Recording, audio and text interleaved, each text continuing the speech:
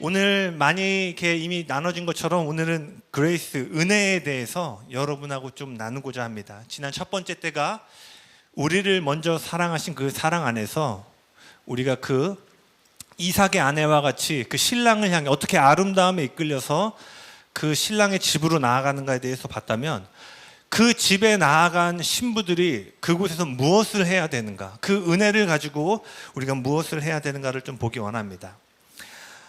여러분, 은혜에는 두 가지 모습이 있습니다. 은혜의 사전적 정의를 찾아보니까요, 고맙게 베풀어주는 도움이나 고마운 일이라고 되어 있습니다. 신앙적인 측면으로 보면 절대적인 주권자가 베푸는 무조건적인 사랑이 바로 은혜입니다. 아마 이미 여러분이 잘 알고 있는 개념일 거예요. 다시 말해서 은혜는 우리의 수고나 노력이 조금도 들어가지 않는다라는 것을 우리 너무나 잘 알고 있죠. 근데 이러한 은혜의 두 가지 모습이 있는데요, 먼저는 우리가 마땅히 받을 수 없는 사랑을 받는 것입니다. 이것이 은혜의 첫 번째 모습이에요. 마땅히 받을 수 없는, 아까 불렀던 것처럼 자격이 없기 때문에 받을 수 없는 사랑임에도 불구하고 우리는 은혜로 사랑을 받고 받아들여졌죠. 그런데 또 하나는요, 우리를 변화시키는 능력이라는 거예요. 그런데 제가 보니까요, 많은 경우 우리는 이 두 가지 모습을 분리해서 생각하는 경향이 있습니다. 특별히 우리가 은혜를 생각할 때는요, 제가 방금 설명한 전자의 개념을 많이 생각하는 것 같아요. 마땅히 받을 수 없는 사랑, 이것이 은혜다라는 개념을 주로 생각하는 것 같아요. 쉽게 말하면 많은 사람들이 은혜를 생각하고 묵상할 때요, 우리의 죄와 연약함, 실패와 연결해서 생각한다라는 거예요. 그래서 은혜에 대한 찬양들을 보면 다 어떤 가사들이 많이 있냐면 우리의 연약함, 실패들을 다루고 있죠. 물론 이것은 분명한 진리입니다. 여기 계신 우리 모두가, 어느 누구도 자신의 노력으로 죄의 문제를 해결할 수 있는 분은 없죠. 우리가 죄로 인해서 나뉘어지고 이 죄를 넘어서 하나님 앞에 결코 올라갈 수 없음을 아시고 그분이 친히 내려오심으로, 우리를 위하여 내려오심으로 우리 모두가 구원을 받았습니다. 우리 모두는 전적인 은혜로 구원을 받게 되었습니다. 아멘. 그런데 은혜를 이러한 죄의 연약함이나 실패만을 연결해서 생각하는 것은요, 은혜가 동전의 앞뒷면이라면 한 면만을 이해하는 거예요. 즉 은혜의 절반만을 이해하는 것입니다. 바울은 에베소서 2장 8절과 9절에서 이렇게 얘기합니다. 말씀 9절 띄워주시겠어요? 제가 한번 읽겠습니다. 괜찮으시면 제가 같이 한번 읽어볼까요? 시작. 너희는 그 은혜에 의하여 믿음으로 말미암아 구원을 받았으니 이것은 너희에게서 난 것이 아니요 하나님의 선물이라. 행위에서 난 것이 아니니 이는 누구든지 자랑하지 못하게 함이라. 이 구절에서 제가 중요한 부분만 다시 읽어볼게요. 그 은혜에 의하여 구원을 받았으니 하나님의 선물이라, 행위에서 난 것이 아니다 라고 바울이 이야기하고 있죠. 즉 지금 8절과 9절에서 바울은 은혜에 초점을 맞춰서 은혜를 설명하고 있어요. 그리고 우리가 방금 계속 이야기한 것처럼 바울도 역시 구원이 인간의 수고와 노력의 결과가 아니라, 행위가 아니라 전적인 그분의 은혜의 선물이라는 사실을 선포합니다. 그리고 나서 10절에 이어서 이렇게 말합니다. 10절 한번 띄워주시겠어요? 같이 한번 읽겠습니다. 시작. 우리는 그가 만드신 바라 그리스도 예수 안에서 선한 일을 위하여 지으심을 받은 자니 이 일은 하나님이 전에 예비하사 우리로 그 가운데서 행하게 하려 하심이니라. 그 한국어 성경에는 생략되어 있지만요, 이것을 원어로 보면은 이 10절의 맨 앞은 왜냐하면으로 시작합니다. 왜냐하면, 즉 이 10절은요 8절과 9절이 향하고 있는 목적지예요. 8절과 9절을 온전히 이해하려면 10절과 합쳐서 이 본문을 읽어야지만 은혜가 무엇을 의미하는지를 온전히 이해할 수 있다는 거예요. 다시요, 8절과 9절에 나타난 은혜가 어디를 향하여 흘러가고 있는가가 바로 10절입니다. 바울은 뭐라고 얘기하냐면 10절에서 선한 일을 위하여 지으심을 받은 자니 그 가운데서 행하게 하려 하심이라. 바울은 우리가 은혜로 인하여 용서받고 받아들여진 것에서 끝나는 것이 아니라 그 은혜로 하여금 무언가를 행할 힘을 공급받는다라고 이야기하고 있어요. 아멘이십니까? 그래서 제가 이렇게 적어봤습니다. 은혜 안에서 우리는 가장 먼저 누군가가 되는 자리로 인도함을 받는다. 은혜 안에서 가장 먼저 우리는 하나님의 아들과 딸이 되는 자리로 인도함을 받는다. 그리고 그 동일한 은혜 안에서 무언가 행할 힘을 얻는 자리로 나아가게 된다. 잘 전달됐나요? 은혜 안에서 우리는 먼저 어떠한 누군가가 되기 위해서 은혜로 인도함을 받는데 여기서 끝나는 것이 아니라 그 동일한 은혜 안에서 이제 뭐예요? 무언가를 행할 능력과 힘을 받는 자리로 선한 일을 행하고 그 그리스도 안에서 행하는 자리로 인도함을 받는다라는 거예요. 아멘. 그래서 여러분, 은혜는 우리가 어떤 잘못이나 실수를 해서 용서받아야 할 때만을 위하여 있는 것이 아니라는 거예요. 여러분은 모르겠지만 제가 자라면서 저는 오랜 시간 동안 제가 잘못을 했을 때 하나님의 은혜를 구했어요. 용서가 필요하다고 느낄 때, 내가 형편없다고 느끼는데 다시 한번 주님의 얼굴을 뵈러 갈 때 그때 하나님의 은혜를 구한 것이에요. 근데 여러분 기억하셔야 될 게 있습니다. 은혜는 우리가 죄를 짓고 나서 생긴 게 아니라는 거예요. 은혜는 여러분이 죄를 짓기도 전에 먼저 존재하였습니다. 즉, 은혜란 우리가 실수했을 때 베푸시는 자비 그 이상이라는 거예요. 저는 오랜 시간 그렇게 살고 은혜를 그렇게 생각하시는데 오늘 예배 가운데 나오신 여러분들은 어떠세요? 그분의 은혜, 아마 대부분은 용서와 실패, 좌절들 가운데 그 은혜들의 개념들을 많이 생각하지 않았을까 생각되어집니다. 그러나 오늘 이 예배 가운데 은혜의 그 절반의 영역의 충만함을 누렸다면 그 다음 다른 면으로 나아가기를 원합니다. 바울이 이것을 로마서 5장 17절에서 동일하게 이야기를 해요. 로마서 5장 17절에 이렇게 기록되어 있습니다. 한 사람의 범죄로 말미암아 사망이 그 한 사람을 통하여 왕노릇 하였은즉 더욱 은혜와 의의 선물을 넘치게 받는 자들은 한 분 예수 그리스도를 통하여 생명 안에서 왕노릇 하리로다. 여기 보시면요, 더욱 은혜와 의의 선물을 넘치게 받는 자들은 생명 안에서 왕노릇 하리로다. 아멘. 바울은 지금 은혜를 받으면 너가 실패하고 넘어졌던 건 하나님 보듬어 주시고 용서해 주실 거야 해서 끝나는 것이 아니라 은혜를 통하여 흘러넘치는 그분의 은혜를 경험했다면 너는 이제 이 땅에서 왕노릇 하게 될 것이다. 생명 안에서 왕노릇을 하는 왕의 역할을 하는 자리로 나아가게 될 것이다 라고 이야기하고 있다는 거예요. 아멘. 그렇다면 은혜는 지금 성경을 통해서 우리에게 이렇게 말하고 있는 거예요. 너희의 모든 수고와 노력을 멈춰라. 구원은 그런 식으로 얻어낼 수 있는 것이 아니다. 구원은 돈이나 성공으로 얻어내는 것이 아니라 전적인 그분의 은혜로 선물로 받는 것이다. 그러니 너의 모든 행위를 멈추고 그분의 구원 앞에 멈추어 그분을 바라보아라. 이제 은혜를 받았는가? 그렇다면 너의 힘으로는 결코 할 수 없는 일들을 행하고 도전하라. 넘치는 은혜를 받았다면 이제 이 땅에서 왕처럼 생각하고 다스려야 한다. 아멘. 오늘 이 예배를 통해서 여러분 가운데 이 땅에서 왕과 같이 생각하고 다스리는 권세를 주님의 은혜 가운데 푸실 것입니다. 아멘.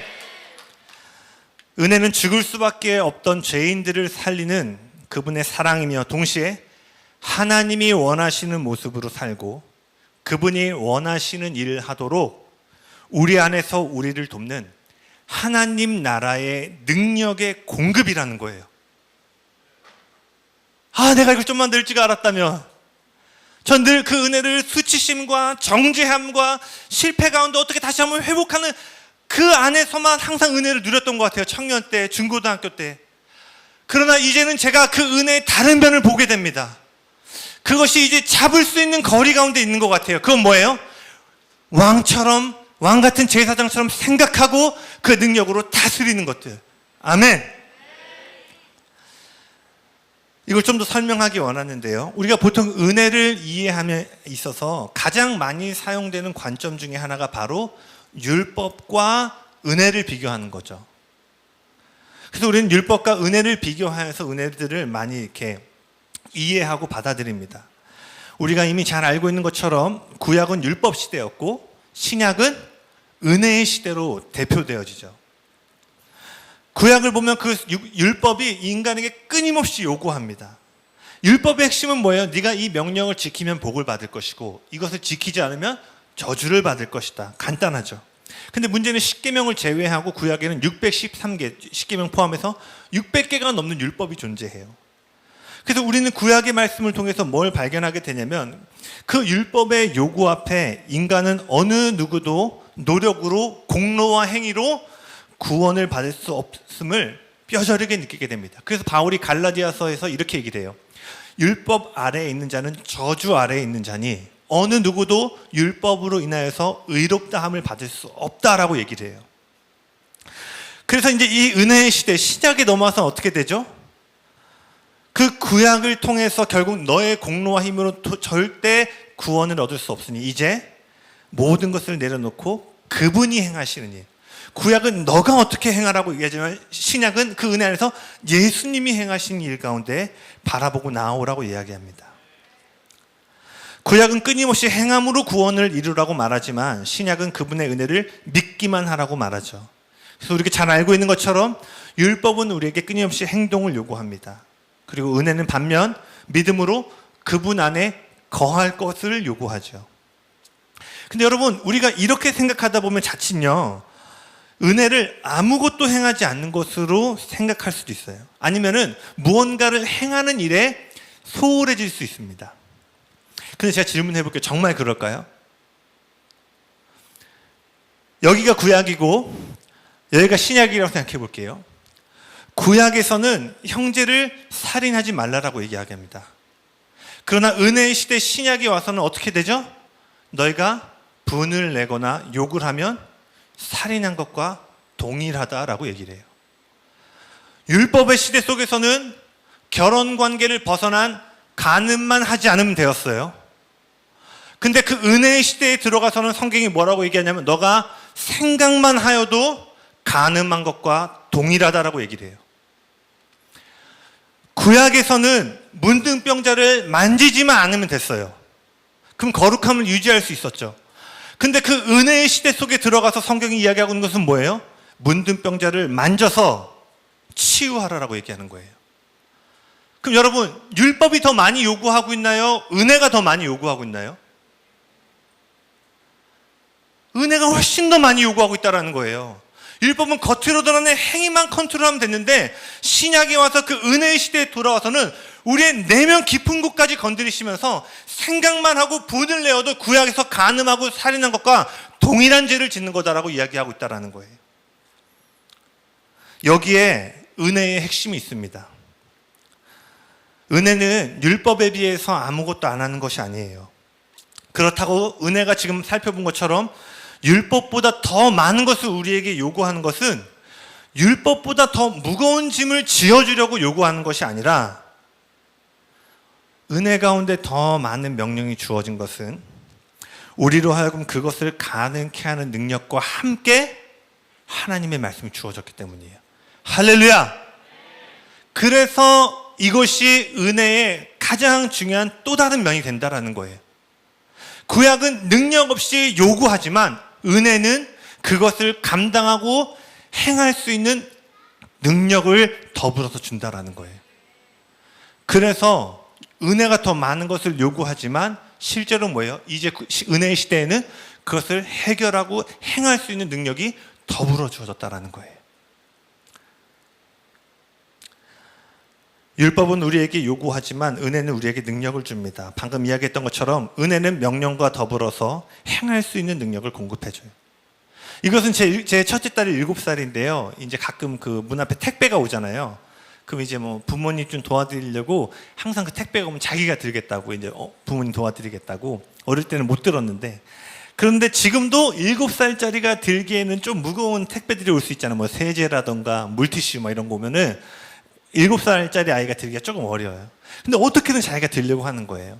그럼 그때 제가 뭘 해주냐면, 제 딸, 첫째 딸 이름이 유하인데, 유하가 이렇게 막 낑낑대고 있으면 제가 같이 가서 그걸 살짝 들어줍니다. 그러면은 여전히 그 무거운 짐은 제 첫째 딸의 손에 들려서 이동하고 있죠. 근데 제가 잡아줌으로써 유아가 하지 못했던 일이 되기 시작한 거예요. 아멘. 전 이것이 은혜의 중요한 한 모습이라고 생각되어집니다. 그분이 다 해주시는 것이 아니라 뭐예요? 여전히 우리를 통하여 그 일들이 이루어지고 있지만, 제가 제 딸을 도와줄 때 유아에게는 불가능하고 행할 수 없는 일이 되어졌던 것처럼 우리의 삶에 우리의 힘으로 할 수 없는 일들이 은혜 가운데 되기 시작한다라는 거예요. 아멘. 주님은 여러분의 손을 잡고 그 일들을 동일하게 행하기를 원하신다고 믿습니다. 이전에 되지 않았던 것들, 이전에 할 수 없는 것들을 가능케 하는 능력이 바로 은혜의 중요한 모습이라는 거예요. 그래서 신약은, 은혜는 율법보다 더 많은 것을 요구하고 있는 것입니다. 이 내용을 좀 더 살펴볼게요. 요한복음 8장을 보면은요, 여러분 많은 분들이 아실 텐데, 간음하다 붙잡혀온 여인에 대한 이야기가 나옵니다. 어느 날 서기관과 바리새인들이 간음하다 잡혀온 한 여인을 예수님 앞에 데리고 옵니다. 그리고 그들이 이렇게 질문을 합니다. 모세의 율법에는 이런 여자들을 돌로 쳐서 죽이라고 하는데 예수님은 어떻게 행해야 된다고 생각하십니까? 라고 질문을 해요. 사실 그 서기관과 그 바리새인들은 여자가 정말 걱정이 되고 도와주려고 그런 질문을 한 것이 아니라, 죄인들을 율법대로 대하지 않는 그 예수님의 가르침이 모세의 가르침과 어긋나다라는 것을 드러내기 위해서 그런 질문을 했어요. 그리고 당시에는 이스라엘이 로마의 압제 가운데 있었잖아요. 사형 집행은 오직 로마의 법정에서만 가능했습니다.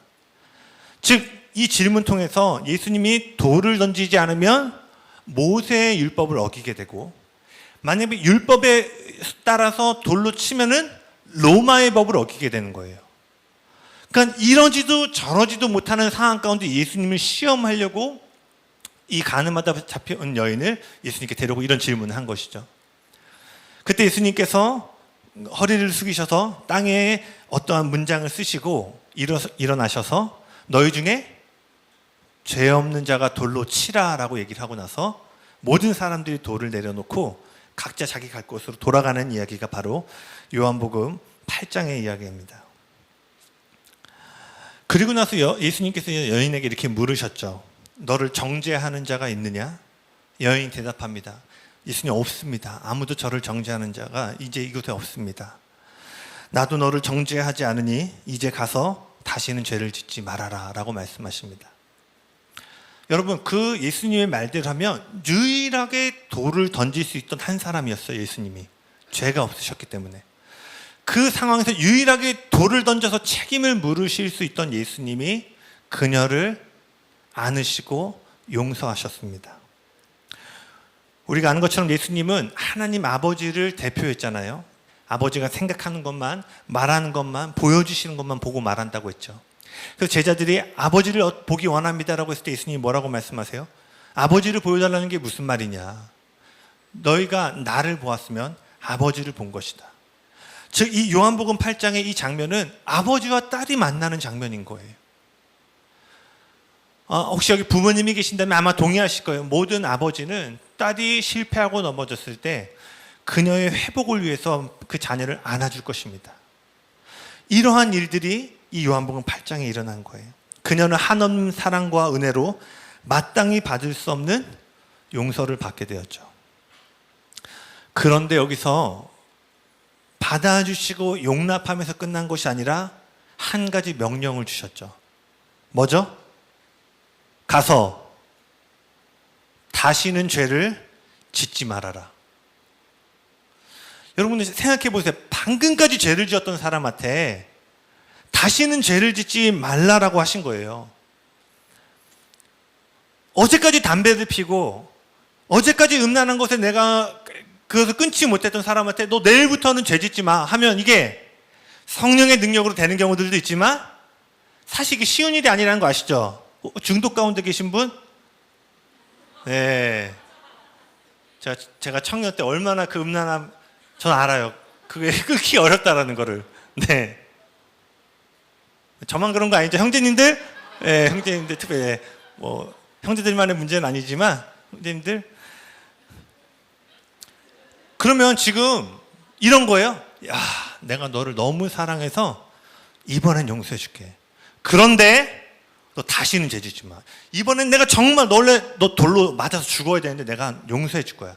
그런데 다음에 죄 지으면 알지? 이런 뉘앙스인가요? 아니잖아요.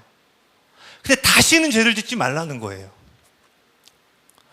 예수님은 지금 나중에 실패할 그 여인에게 더 큰 정죄감을 주려고 이러한 명령을 주신 걸까요?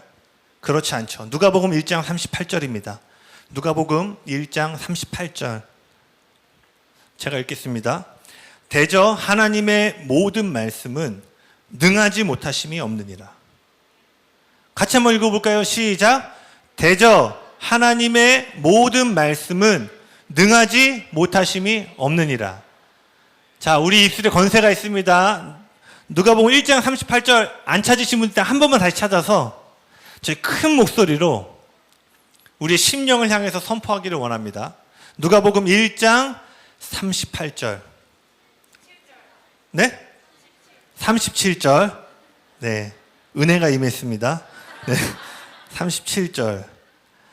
자, 각자의 성경 버전으로 우리 큰 목소리로 한번 읽어보겠습니다. 시작. 대저 하나님의 모든 말씀은 능하지 못하심이 없느니라. 아멘. 말씀에 해당하는 헬라어는 두 가지가 있습니다. 로고스와 레마라고 있는데 쉽게 설명하면 로고스는 기록된 말씀, 즉 성경 가운데 기록된 말씀을 로고스라 하고요. 레마는 현재 하시는 하나님의 말씀이에요. 그래서 보통 그럴 때 있죠. 큐티를 하는데 옛날에는 그것이 눈에 안 들어왔는데 그 기록된 말씀 어느 날 내 안에 용서하라는 구절이 옛날에는 그냥 쉽게 넘어갔는데 어느 날 누구 미워한 친구가 생각나면서 용서해야 될 마음이 확 들어와. 그게 뭐예요? 기록된 말씀이 현재 하시는 말씀으로 오게 되는 거죠. 여기 보시면 그 말씀, 레마의 말씀, 하나님께서 무엇인가를 말씀하실 때는 능하지 못하심이 없다. 즉 제가 앞서 말한 뭐예요? 그분이 말씀하실 때 그 말씀을 가능케 하는 능력이 그 말씀 안에 담겨져 있다라고 얘기하는 거예요. 그래서 창세기는 빛이 있으라 말씀하시니까 뭐예요? 그것이 가능케 되어지는 은혜가 풀어짐으로 빛이 생겨나게 된 거예요. 그렇다면 그분이 하시는 말씀 안에 그것이 가능케 하는 능력이 있다는 것을 기억한다면 예수님이 다시는 가서 죄를 짓지 말라라고 하신 것은 뭐예요? 그 말씀을 하심으로 다시는 죄를 짓지 않는 능력이 그녀의 삶 가운데 공급되기 시작했다는 거예요. 할렐루야! 은혜는 우리로 마땅히 받을 수 없는 용서와 사랑을 베풀 뿐만 아니라 우리의 힘으로는 도저히 이룰 수 없는 일을 가능케 하는 능력을 공급해 준다. 그래서 여러분, 주님은 우리가 죄로 인한 실패에 대해서 용서받는 것이 아니라 우리를 실패케 하는 죄를 다스리기 원하신다라는 거예요. 늘 깨지고 넘어져서 회복되는 차원에서의 은혜가 아니라 그것도 귀하지만 주님은 은혜 안에서 뭐예요? 우리를 그렇게 실패하게 하는 죄를 왕노릇함으로 짓밟고 그 죄를 다스리는 은혜를 이제 우리 가운데 부어주기 원하신다라는 거예요. 여러분 오늘 어떤 은혜를 사모하십니까?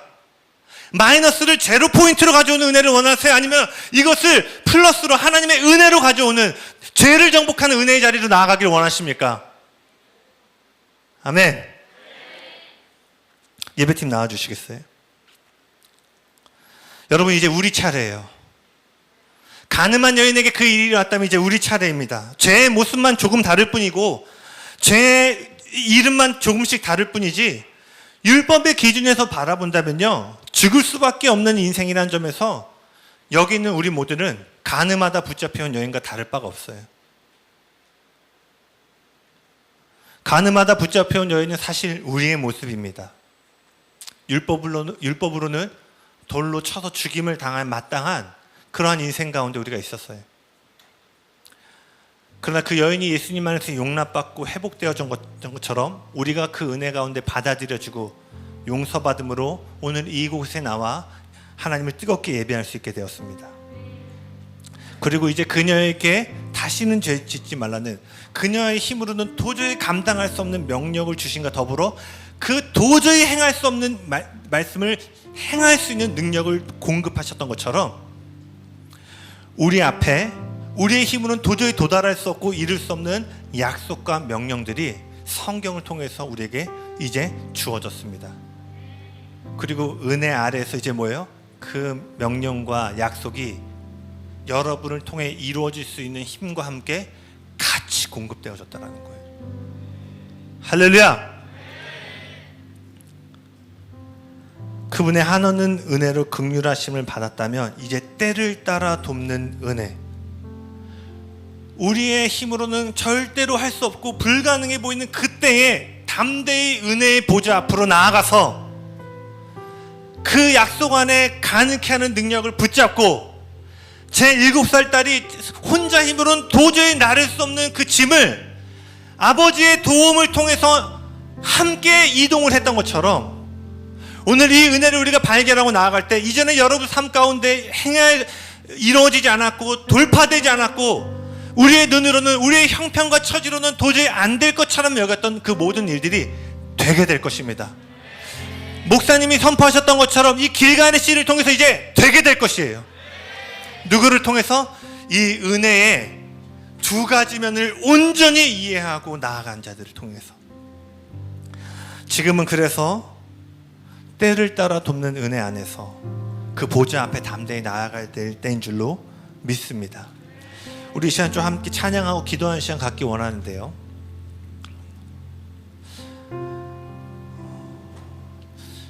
이 은혜의 두 가지 면으로 우리가 한번 기도하기를 원합니다. 먼저는 받을 수 없던, 마땅히 받을 수 없던 그 사랑을 우리에게 주시고 받아들여 주신 그 은혜 가운데 우리가 먼저 반응하기를 원합니다. 그래서 우리 예배팀 찬양할 때 우리 그러한 마음으로 또 가사를 고백하면서 우리 찬양하며 좀 나아가시겠습니다.